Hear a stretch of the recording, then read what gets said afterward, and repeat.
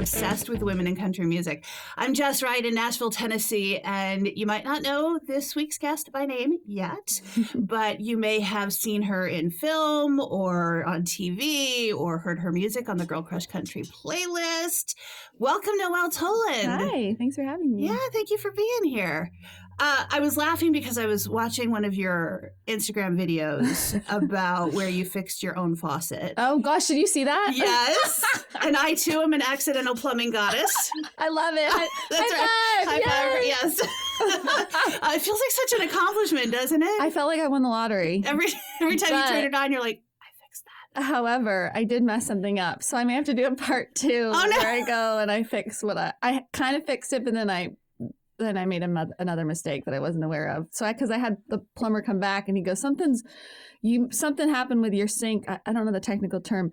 I think the whatever the bit was when I put whatever thing I did, I tightened it too tight with these pliers things, and it scraped the brass, so it doesn't. Oh, did it strip it? A little bit, and so it's still really loose. So he said, I can charge you X amount of dollars to fix it. Or I said, okay, you know what?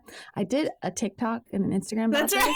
and I got more likes than like anything else I did. So maybe I'll do a part two. And he goes, okay. He just looks at me like I had two heads. I, at my last house, replaced all three, the 2 bathroom faucets and the kitchen faucet. Yeah. And the first two, I did the bathrooms like 8 months apart because the first one took me 8 hours just to remove the bolts because they were rusted on. Oh god! And I didn't know that you could just like spray some WD-40 and walk away for a minute. And I love WD-40, by the way. It's everything. So then the second one took me like, I don't know, 6 hours. Yeah. And then I waited and waited and waited for like a year to do the kitchen faucet, and that was the easiest one. So it's fine. Look at us girls. We're plumbing goddesses. Exactly. So you come from a very small town in Oregon, right? Uh-huh. My best friend from high school lives right down the road in Beaverton. Really? Yeah. Oh my gosh, I love Beaverton. So I was asking her about your town, North Plains. Yeah. And she was like, I think they have an elephant garlic festival. We do. Yeah. So my question, and probably the most important thing I have to ask you. Yeah.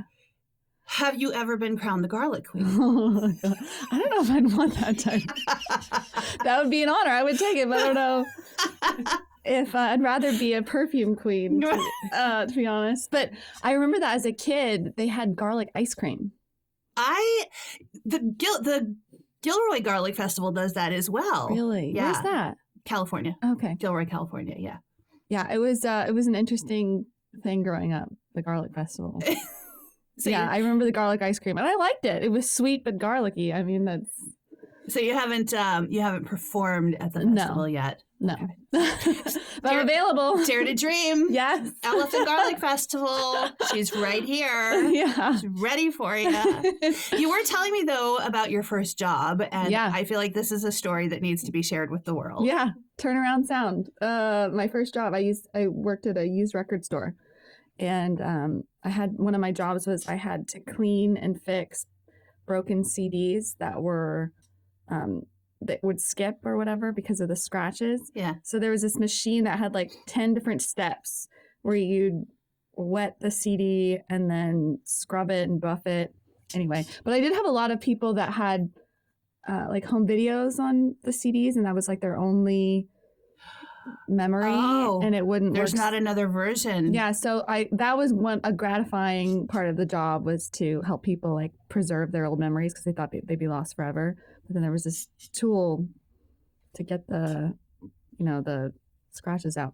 I almost feel like, because recently I had an artist who did not. I said a thing about 6 degrees of Kevin Bacon, and she didn't know what that meant, who Kevin Bacon was. And so oh my God, really? Yeah. And so now I feel like, Gen Z, I just need you to Google if you don't know what CDs are. Yeah. Yeah. I just need you to Google what that is. Kevin Bacon, but he's in a lot of stuff still. Yeah. He's a great actor. She didn't know. Oh, that's so a bummer. that's all right. I'm super old. It's fine.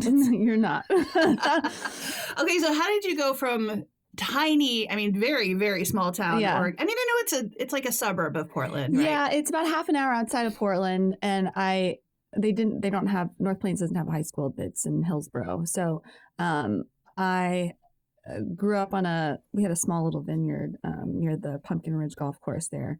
And I lived there till I was about 7 and then moved into Hillsboro. And so it was about 15 minutes away.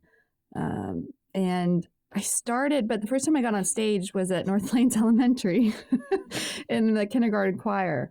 And I'm sure lots of kids do that. But for me, I was just like up there, like, I like this, whatever this is. Yeah. My parents were in the audience and I was waving.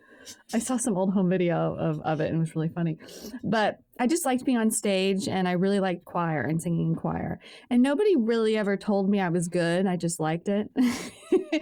And I'd always loved movies and cinema and going to the movies, specifically with my dad. He would take me all the time and we'd go out to dinner or lunch after and like talk about the movie and what we liked, what we didn't. And so when I was in high school, I got into musical theater. So that was a good marrying of my love of acting and music as well. And I just always wanted to be an artist. And so I ended up going to college in LA and was pursuing the artist dream down there and always wanted to do country music. And, you know, I grew up listening to country radio and fell in love with artists like Trisha Yearwood and Reba and Faith Hill. And, you know, so it's been a dream of mine to be here in Nashville and get to do this. So. But you did spend some time in LA. Was it just while you were in school, or? I stayed for a few years after. And, yeah, it was a really, fun experience living there. But like I said, I always wanted to do country music. And it was hard there. I was working with a producer there. And I was playing live. I played like the Viper Room. So you were doing music as well. Because you also were doing acting in LA. Yeah. But it wasn't, the independent artist thing really wasn't a thing for me. I just didn't really know what I was doing. I also needed to learn how to write songs. I've always written, but there's just the level of craftsmanship in Nashville is just, it's like the Olympics here. And moving here, that was my number one focus, was learning how to write great, songs. Because I just didn't know what I was doing. I mean, I've put out music from before I moved here. And it was just, I needed to learn how to write songs. Because it's a skill set. I feel like starting on the acting side probably benefited you on the stage performance side. Oh, yeah, for sure.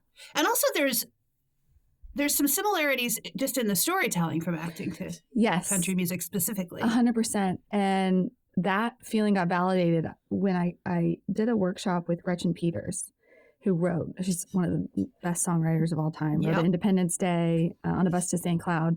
And she said something very interesting with how she approaches songwriting, that she is really influenced by films and actors. Like she really liked the show Inside the Actor Studio, which I also loved.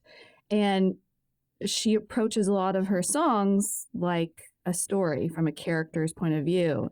And I was like, oh, and when I talked to her, I was like, I'm an actor. She goes, okay, so you get it. It's like, yeah, that's exactly how I approach all my songs too. So a lot of times, some things are autobiographical, but a lot of times they're not. And you have to put yourself in the shoes of the person. Yeah. The song's about. Yeah, exactly. I have the song Wino. I'm Just a Wino, which is really fun to play live. But that's really inspired by Beth Dutton's character on Yellowstone. Oh, I love that. She's so fun, and she's just like, tells it like it is. So a lot of my songs are inspired by just certain very particular points of view. And a lot of that's from my acting training. And yeah, when I'm on stage, it's fun. It's like you're a character up there having a good time. Yeah. I know we're for sure going to focus on your music, but I just have to touch on one thing about the acting because when I saw that you were in Criminal Minds, I was like, oh my God, because I'm true crime, all of the things. And so I actually pulled up the full episode. I didn't even realize that you guys had provided the clip of that you were in it. Yeah. I just pulled up the whole episode and I was like, I'm going to watch it until I see her. Wait, is that her 30 seconds in? Yeah. And it was you as You're the junkie. so funny. Yeah. That's me. I look a little different. What did they put on your teeth? Lots of stuff. It was so fun. It was so fun. I love characters like that because I don't have to try to look pretty and I can just, not put any effort in how I look. The audition was really a really fun experience. And yeah, on set, they just did a lot. They put a lot of like white powder to make myself look dehydrated and some kind of stuff on my teeth. During the scene because I met everyone at the table read, which I looked like myself, just put together and, I tried to look presentable, did my best. But yeah, on set, I remember Shamar Moore kind of looking at me like, okay. And the director's like, trust me, she doesn't look like this. She's a lot more attractive than she looks now. But Shamar Moore, you can look at me any way you want to. I know. He's so handsome and so sweet. I just saw a clip about him from, what's his name? The guy who plays Hodge, where he said they used to play all kinds of pranks on Shamar. Oh, really? Yeah. And there was one where they told him they had to redo a scene because it had been done months before and now he didn't have the same facial hair that he had. And so they made him put a green mustache on so that it would match, so they could put it back in. Really? And he was doing this serious scene. Oh my God, that's so funny. It's a whole nother podcast. But I love it. Yeah. But he seems very cool. Yeah, he was very sweet. Everyone was very sweet. Yeah. It was a great experience. So how do you go from being immersed in this acting world to then deciding to move to Nashville and being immersed in the music world? The timing, I know you moved here in 2020, so was COVID part of that decision? Yeah. With acting, you had, before COVID, you had to be in either LA or New York or Atlanta, wherever the auditions were, because everything was in person. And that's why I had to work restaurant jobs. You had to be available during the day. You could not, and you would get a call at 3 p.m. or an email, 3 p.m. You have an audition tomorrow at 11. You can't, there's just not a lot of jobs. You can't call your job repeatedly and be like, I can't show up. Yeah. And it was all in person, which I loved in person auditions. Like I auditioned for Criminal Minds in person. I booked that because, I don't know, for whatever reason, but I was in the room and was able to take direction from the casting director. And at the time, that's the whole goal, was just get in the room. If you can get in the room and you can talk to the casting director or the producers, get a feel for what they want. Because sometimes, you plan your character work, but the real skill comes in when you present that. And then the casting director says, can you do it a different way? You have to be able to take direction and throw away all the work you did at the drop of a dime and do it differently. So that was the real goal, was to get in the room. And then COVID hit, and then everything was self-tapes, which in a way, you could live in Bermuda and send in a self-tape. It didn't really matter where you lived, unless for certain roles, if you needed to go in the room once you got past a certain point with a self-tape. But at that point, it was like, okay, I don't have to be here in LA anymore. And at the time, LA it was just a very difficult place to live. And I always wanted to be in Nashville and to pursue country music. And there's a saying, you have to be present to win. It's really true, because there's just a really strong creative community here, and you really have to be part of the ecosystem. There's just so many opportunities of going to a round, and then you meet this person, and then this person, invites you to do this. And you just need to be here if you want to do country music. So it was a great move, and I'm very grateful to be here. How much harder was it to break into that ecosystem, though, during a pandemic when everything's on Zoom? Like you can't just show up to a round if they're not having rounds. Yeah, when I moved here, I made a decision to focus on the songwriting. And there were a lot of Zooms available with NSAI and certain songwriters who were offering seminars on the computer. So I met a lot of people through those. And I just got every single songwriting book I could find and studied the greats and just tried to learn how to figure this craft out and decided I'd release my own EP.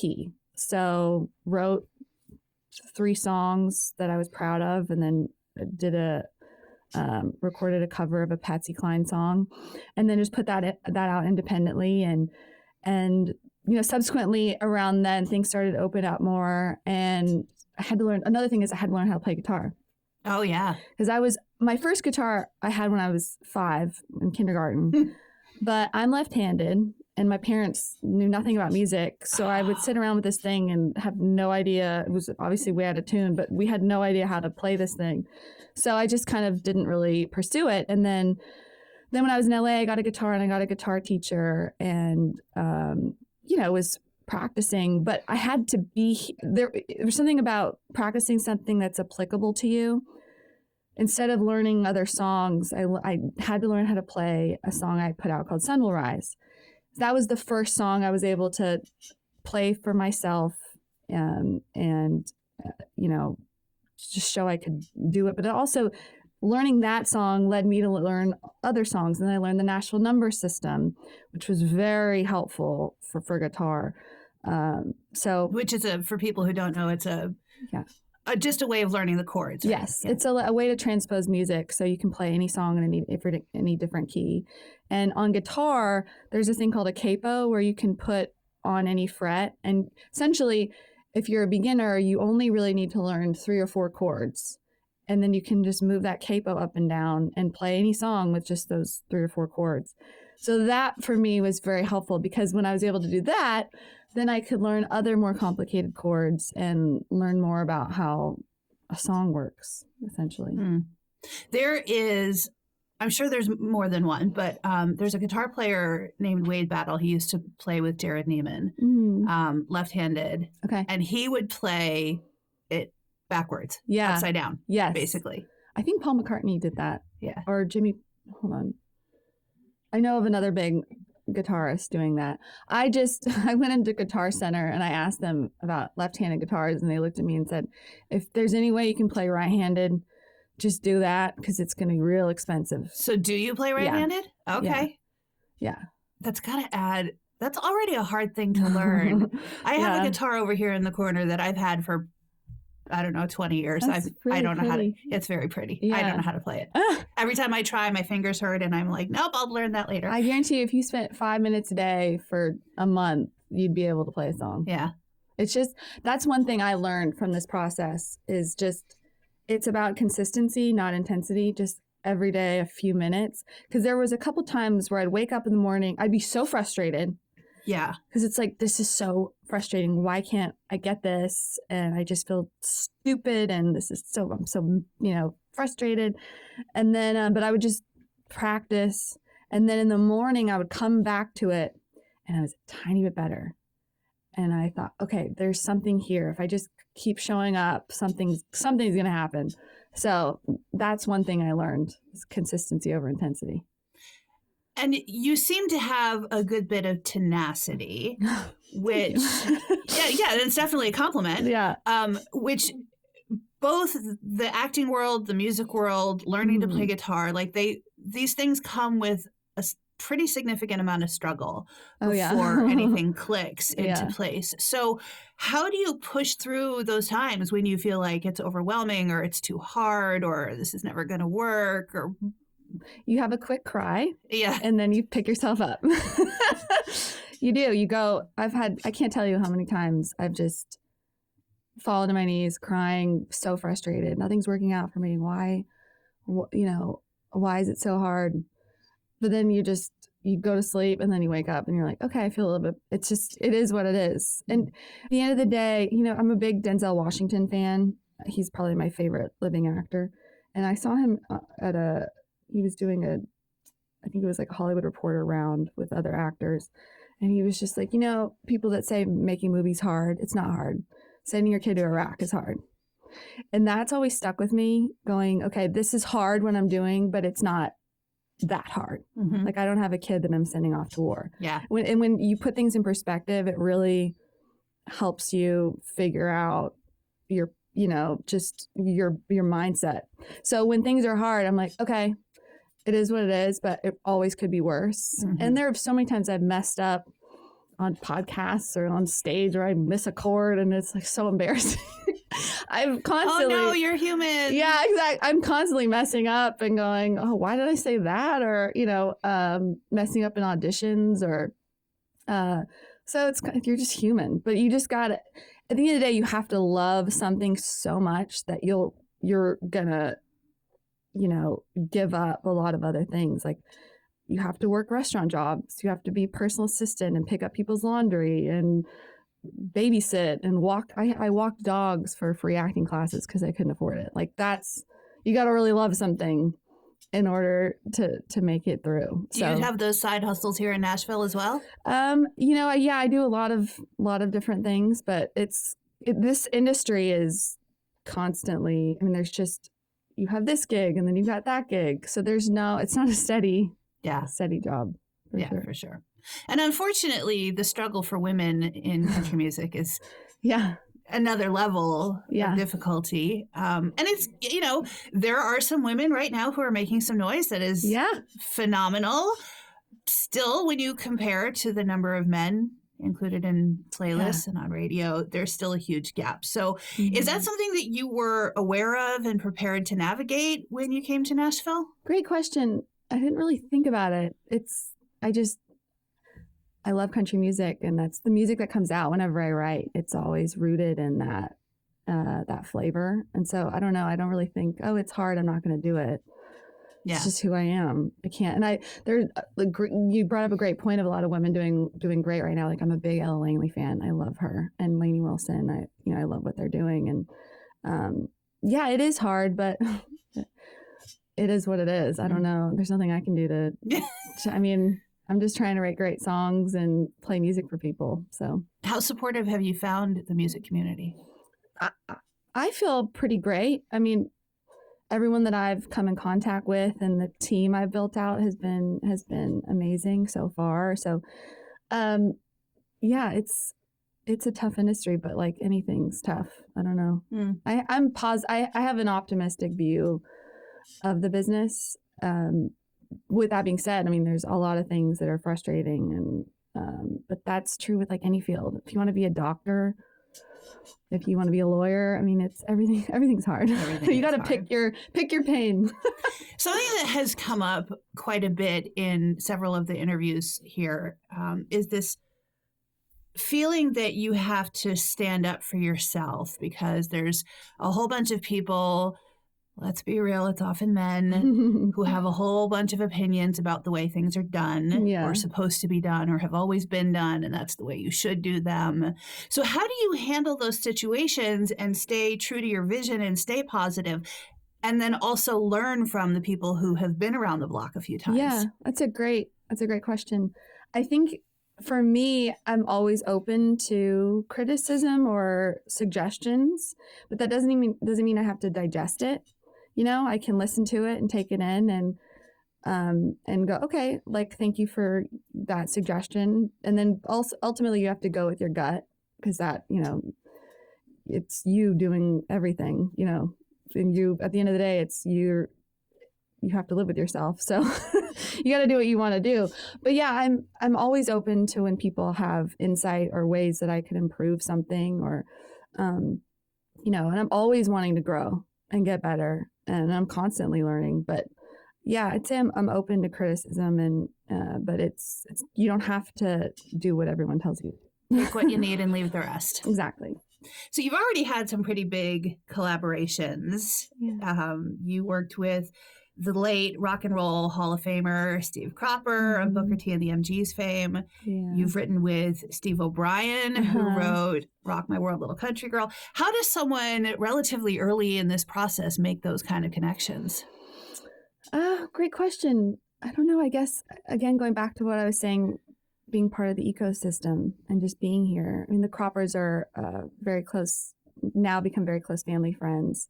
And his wife, Angel, has been an amazing friend to me and started taking me to church when I first moved here. So I'm very grateful for for their family. And Steve O'Brien, my publicist, introduced me to. And that was a really fun write. I came in, I wanted to come in prepared with ideas. And so I wrote Nashville Numbers with. So he's an amazing writer, and I've learned a lot from him, and he's been a great source of guidance for me as well. What kinds of things have you learned from those guys? Great question. One takeaway is that it's a business. It's not just an art form, and you need to, be aware of certain things and like how to, because this business is crazy. There's so many different things in terms of publishing and song. I mean, I'm constantly learning new things about like what this royalty is and mechanical royalty. Like that's a mechanical royalty, but we don't really have. Yeah, we don't. So there's lots of different things that I'm learning, but probably one of the biggest takeaways is that it's a business, and then having to learn that and take that into consideration. And that's hard for creatives. Yeah. You just want to like do this thing that you love. And yeah. With social media, I know a lot of artists, including myself sometimes, it's like, okay, so I have to write and perform music, but then I also have to market it. So I have to put on this hat of, okay, let's figure out how to make content. The bane of my existence. Yeah. It's so hard. You first put out your first song, "Prove Your Value," around the same time that you moved to Nashville, and I read that Paula Abdul gave you feedback on that song. Yeah. Are you best friends with her? Tell us everything about that situation. Yeah, I was working on a project with her in LA, and I was at her house and we were working on something, and it just came out that I was working on music, and she stopped. She goes, "You sing?" And I said, "Yeah." And she goes, do you have anything I can listen to? And I was like, I think I can play you a song. I was like really nervous. And of course. And I said, well, this one song is probably the most clean because it was a piano ballad. And I pulled it up and I played it for her. And she said really nice things about the song and about my voice. And that was her response gave me the confidence to put it out. Because when I decided to move here, I wanted to have something out that was streaming that people could listen to as opposed to sending demos around or what have you. So yeah, she's the one that gave me confidence to put it out. That's so cool. Yeah. And then a couple of years later was your debut EP, and that's where you have a couple of those collaborations with Steve Cropper. And then a couple of years ago, you put out some 90s country cover songs. Yeah. When did your obsession with that era of music start, and what made you decide to cover those songs? Yeah. So when I was growing up listening to country radio, those were my favorite songs that would come on. Don't Take the Girl, It Matters to Me, which I covered, Walk Away Joe, which I covered. So I just love that era of music. There's just, the songwriting was just impeccable, and the artists during that era were just so cool. And so I've always loved that sound. And then when I moved here and I put out my EP, I started thinking of ways I could get people to listen to my originals. And I thought maybe it might be a good idea to put out, it's not just clips on social media, but put something out on streaming that people could listen to, because they already like Walk Away Joe. Maybe they'll listen to my originals through that. And Walk Away Joe, the cover that I released, got me on my first editorial playlist on Apple Music. So I'm very grateful for that. And it was a really fun project. Like even just now, I got tagged in something from someone in England that was doing line dancing to Watermelon Crawl. And that's one thing I love about like TikTok and social media is like you can connect with people all over the world. And he's doing a line dance to Watermelon Crawl. I was like, thank you so much for posting with my song. He goes, yeah, so-and-so loves a radio station and wherever she is in England loves your version of it. So yeah, that was a fun project. And that's sort of the same rationale behind, when an artist who has mostly unfamiliar music is performing at one of the bars in downtown Nashville. Yeah. You're going to play mostly covers, throw in some of your originals, and then back to the covers that they know. Same principle. Yeah. Yeah. I think covers are a great way to get people introduced to your taste, your style, your vibe. So, I'm a big cover lover. Well, how do you find that balance between honoring the greats and their sound and their songs, but putting your own sound and style on it? Yeah, that's a great question. I worked with a great producer, Sean Paddock, on the 90s Country Cover Project, who worked with Kenny Chesney for years. And he brought some really interesting like percussion ideas, specifically to Walk Away Joe, which I give him full credit for, because if you listen to both the songs, they're very different. The songs are the same, but the production is vastly different. And it was a fun take that he had, because he's a drummer. So he had some different ideas that I don't know if other people would think about. But that's a good point, is you would need to honor the songs you love, but also bring your own spirit to it. A couple of years ago, you put out a song that, it's my understanding, was inspired partly by Kitty Wells and partly by Morgan Wallen. Yes. Talk about Nashville Numbers. Nashville Numbers. Yeah, I wrote it with Steve O'Brien. And I had the title in my hook book for a while, Nashville Numbers. I like the alliteration of it. And I was just starting to learn the Nashville number system, but I didn't know if it would be about the Nashville number system. At the end of the day, a song has to be about a story. So I didn't really know what the story would be. And then I also was tinkering around with numbers in Nashville, like 65, the highway, or the 5 spot. So I didn't really know what the story would be yet, but I knew there was something special there. And so I had a co-write book with Steve O'Brien, and I came in and I told him about the idea, and he really liked it. And I said, but Morgan Wallen just released his track list, and there is a song on there called Tennessee Numbers. So I don't know. I haven't listened to the song yet. I don't really know what the story is. And he goes, well, why don't we listen to it? So we listened to the song, and the story was about a girl breaking up with her boyfriend in Tennessee, and she moves to the West Coast and doesn't answer Tennessee numbers anymore. So he goes, why don't we write this as kind of a response to his song, like Kitty Wells did with Honky Tonk Angels? And I said, oh, that's a great idea. So that gave us the framework for the narrative of, okay, Nashville Numbers, a girl breaks up with a guy, and she moves away, but now she doesn't answer Nashville Numbers anymore. There were a couple iterations of the song where I didn't want it to be negative, where it's like she declines Nashville Numbers, but we ended up with, like, now he's just another Nashville number. Like in the phone, you have someone like your boyfriend or whatever, you have them as like a heart, or like something, he's your whatever nickname you have for him. But then when you break up, you can't have that same. I can't even repeat what my ex-husband was called in my phone. Yeah. So you either delete the number, block it, or whatever. So that was the story for the song. It was a really fun song to write, because there's a lot of cool nuances in the lyrics. Like the bridge line is, I held out for a diamond, you held back your love.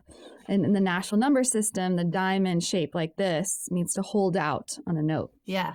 So there were cool little nuanced lines that were fun to write. So it's like relatable to people in the music business, but also to people not in the music business. That was important, because sometimes when you're in Nashville, you might think that everyone else gets what you're talking about, but you have to remind yourself that only a select few people that are in the music business understand Nashville. We have our own lingo in the music business. I remember the first time I said something about a germ in front of family members, and they were like, what? And I was like, oh, sorry, that's a person who like gloms onto a famous person and won't leave them alone, and like a super fan, basically. That's what a germ is, a super fan.